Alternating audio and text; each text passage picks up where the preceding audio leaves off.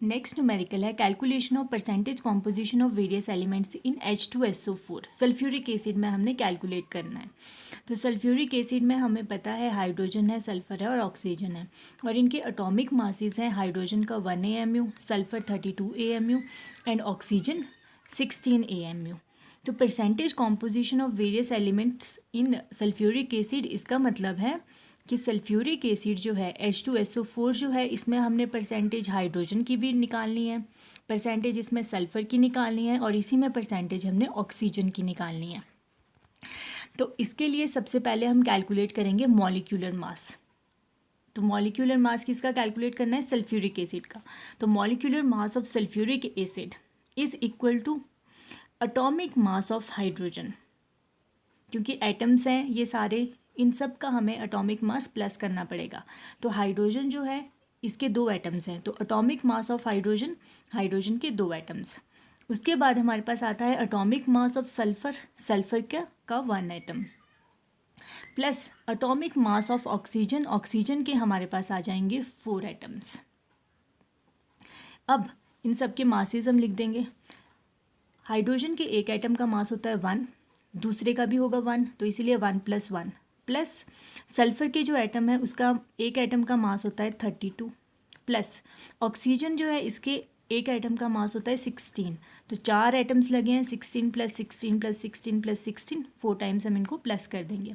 तो जब इन सभी को ऐड करेंगे तो हमारे पास आ जाएगा 98 AMU। ये आ गया molecular mass of sulphuric acid.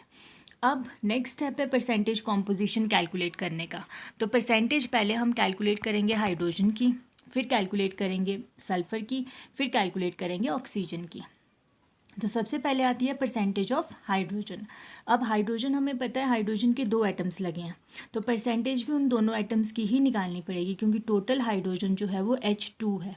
तो percentage of hydrogen 2 atoms which is equal to mass of hydrogen, mass of hydrogen, mass जो है हाइड्रोजन के कितने एटम्स का? 2 एटम्स का, upon molecular mass of sulphuric acid, क्योंकि सल्फ्यूरिक एसिड में calculate करनी है, तो molecular mass of sulphuric acid multiplied by 100।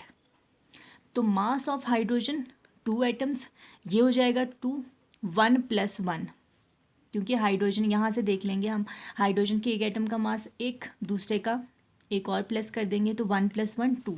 तो हमारे पास मास ऑफ हाइड्रोजन आ जाएगा 2।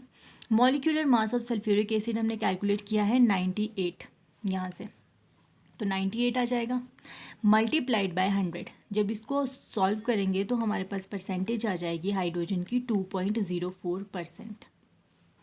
इसके बाद हम कैलकुलेट करेंगे परसेंटेज ऑफ सल्फ़र। अब हमें पता है सल्फ़र का एक ही एटम है, तो mass of sulphur 1 atom, molecular mass of sulphuric acid divided by molecular mass of sulphuric acid. जो डिनोमिनेटर है वो सभी में सेम रहेगा, सल्फ्यूरिक एसिड ही रहेगा, क्योंकि सल्फ्यूरिक एसिड में हम हाइड्रोजन, सल्फ़र और ऑक्सीजन की परसेंटेज निकाल रहे हैं। तो परसेंटेज ऑफ सल्फ़र कैसे निकलेगी?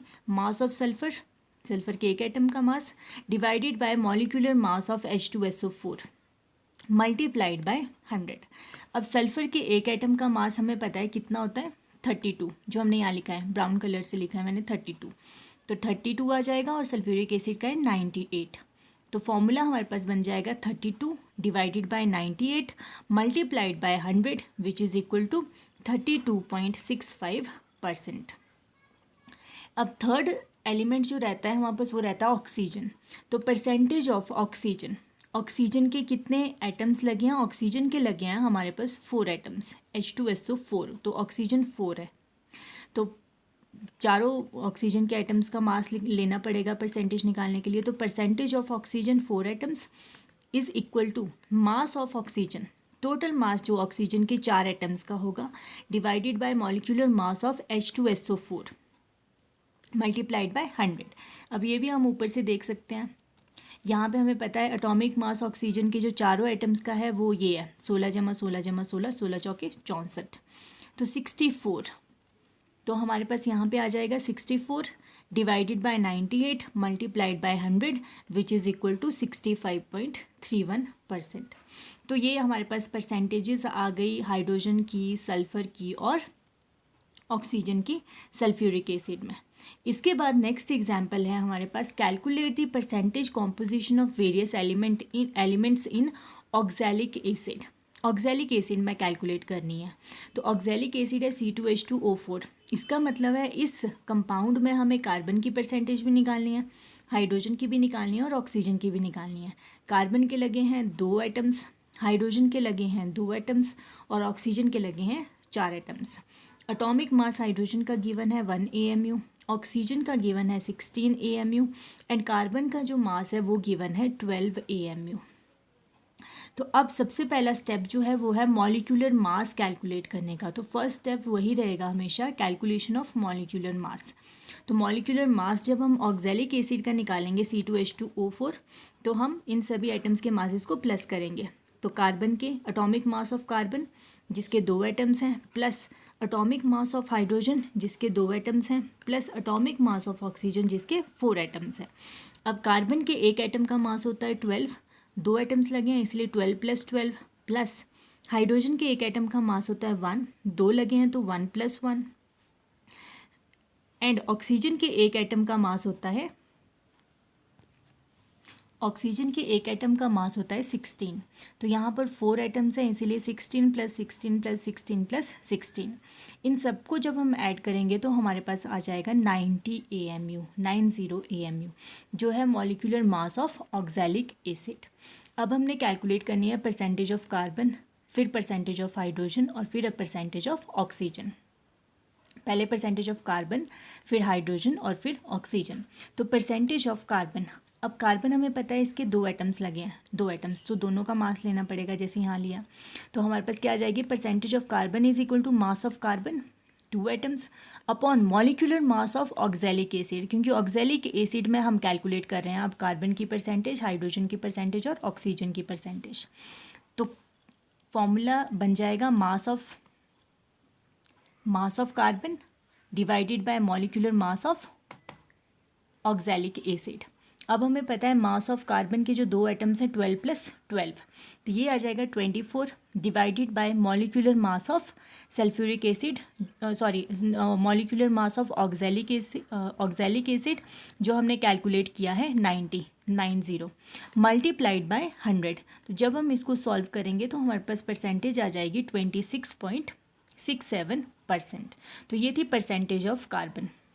अब नेक्स्ट हमने निकालनी है परसेंटेज ऑफ हाइड्रोजन।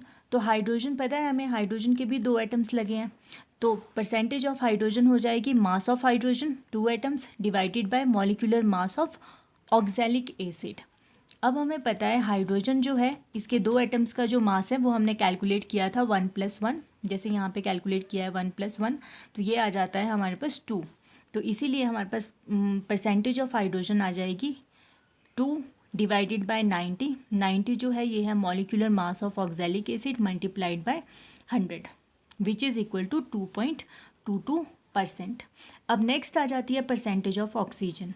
तो ऑक्सीजन के 4 एटम्स हैं तो ये भी हमारे पास हो जाएगा, फॉर्मूला इसका मास ऑफ ऑक्सीजन, इसके 4 atoms divided by molecular mass of oxalic acid multiplied by 100।